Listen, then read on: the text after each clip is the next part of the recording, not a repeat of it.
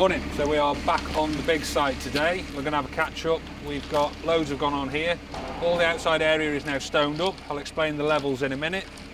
We've got the building, all the cladding is now on. Most or 99% of the flashing work is all done. So you can see we've got all the goosewing grey cladding, and then we've got all the contrasting colour flashing work is done.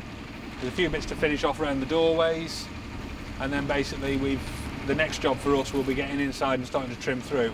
At the moment, Big Dave's got SMC in delivering some concrete. We're putting a pad in to house that big oil separating tank, and we'll explain how that works. So have a look. So when I say Trent 2, we've got an additional building to go up here, which the majority of the building itself is Trent's second building. And then we've got a bay or two that end of the building, which is for another customer of ours, a very important customer actually, which we'll get onto later on in the year and tell you who that is. But the building is going here. Now when we built the Trent site, we curbed this, we tarmacked and concreted up. When we've gone through the planning process of the next stage really of developing this part of the site, we've realised that we have got some room to make this building footprint a little bit wider by eating into some of the gap out of the gable end of Trent's building. Given that it's for Trent, that makes sense. So we've got to rip out this curb line. We'll try and save the curbs if we can, and then ultimately we've got 4 or 5 metres worth of concrete and tarmac we need to rip up. So at the minute we're not doing that.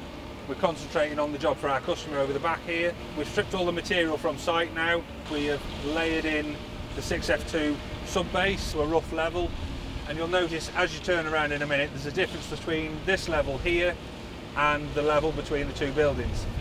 Now the reason for that is the floor that's going on in Trent 2's building and the customer's building at the end is an insulated floor. So when we strip the clay, we put that layer of 6F2 sub base in, the inside of the building is going to have an insulated floor.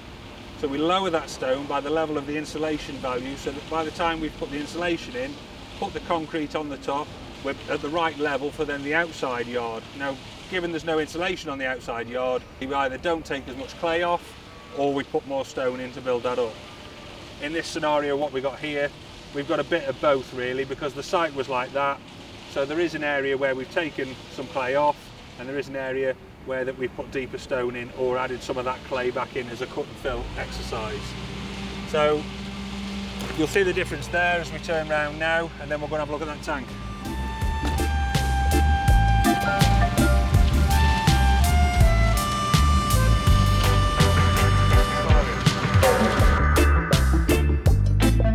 We're stood inside the building now, obviously. All the cladding is on.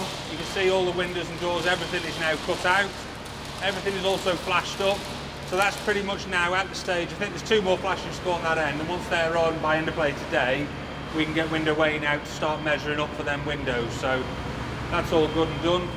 The other bit that you'll remember, I was explaining in one of the previous videos of how the cladding comes on and clamps that strip of silicone effectively against the dwarf wall to give you that airtight seal. Well, the brickwork comes up to basically this height here inside, and then behind here we've got this foam strip, and then when the cladding goes on and is fixed, it pulls this drip seal nice and tight against that brickwork, again giving an air seal. And then we've got a cavity which was fully filled with like a loft roll insulation. You can now see what we've done over here a little bit. So basically what we've got, you remember we've got the inside blockwork wall, which has got the DPM on there, which is obviously to stop any damp coming up. And then we've got the blue engineering brick on the outside of the building, and between the blue engineering brick and the cladding, we've obviously got that strip of foam that we've squashed to seal that panel to this brickwork. The other thing that we've then done is that loft roll that we've got in there, insulation material, that rock wall, we've then put cavity closures on the top, and we've siliconed everything up. So as well, there is no chance of any air ingress anywhere there. That just seals that off nicely.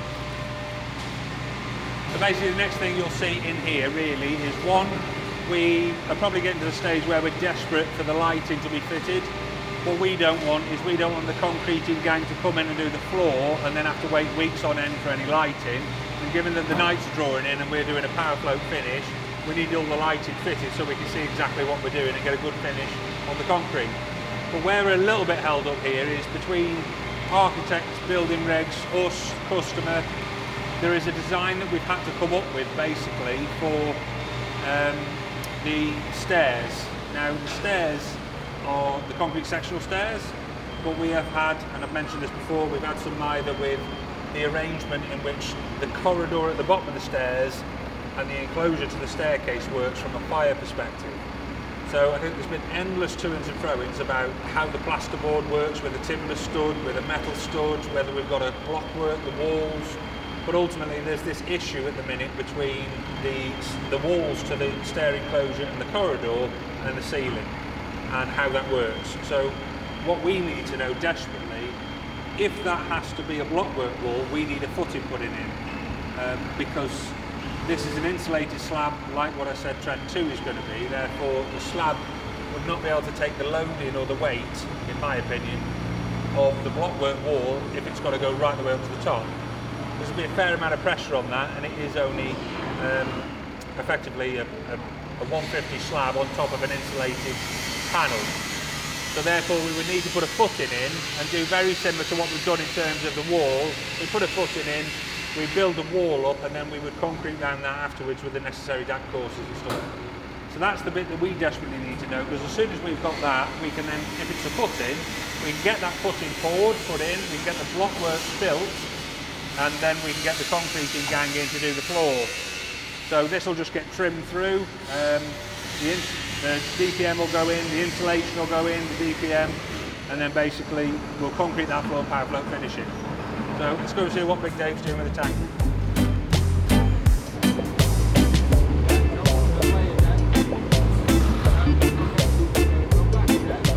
Okay, so this morning we filled in the separator tank. It's an oil separator, and it's to take all the yard runoff from the car park area.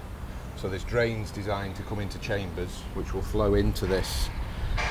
It's designed that water and any spillages of oil will come in at that far end of the tank and flow through into an open chamber in the centre. Well, 2/3 of the tank has got an open chamber in it. And then at this end of the tank, the outlet, the discharge pipe, runs all the way down to the bottom of the tank, and that creates a stop so that any oil, and oil will always float, oil, diesel, or sort of any mineral-based oils will always float on top of water. So they will remain floating on the water, and the clean water will be pushed out from the bottom of the discharge pipe. So gradually, if you left it for long enough, and you had a big spillage of oil, the oil eventually would fill up until it reached the very bottom of the tank and then start flowing out. But that would take a tank of this size on this size of yard, you'd probably take 30 years to do that with just normal spillage of and any sort of minor leaks that a car or a forklift truck might have.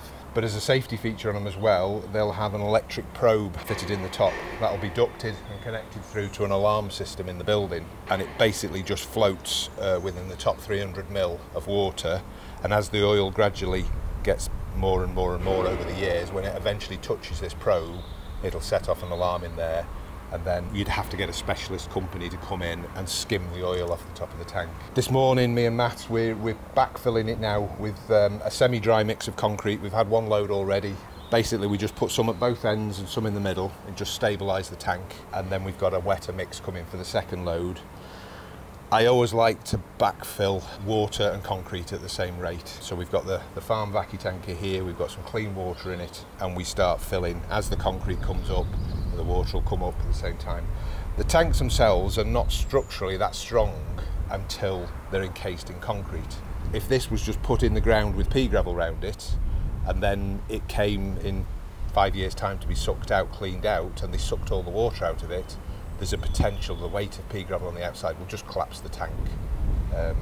So we encase it in concrete. That's a full 360 all the way around, and it will have a 300 mil cap on the top of it.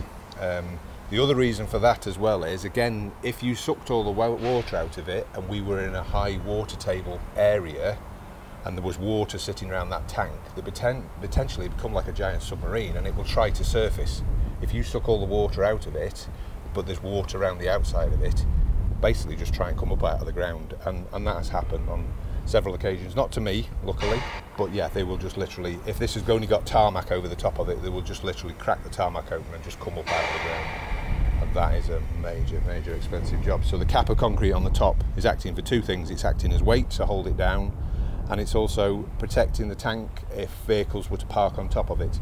This will be structurally complete, that we can park cars and vans. It's positioned so that it's not in the heavy traffic area, so there'll be no wagons running over it, no forklift trucks. It could literally be car park area here. Other things to tell you about it.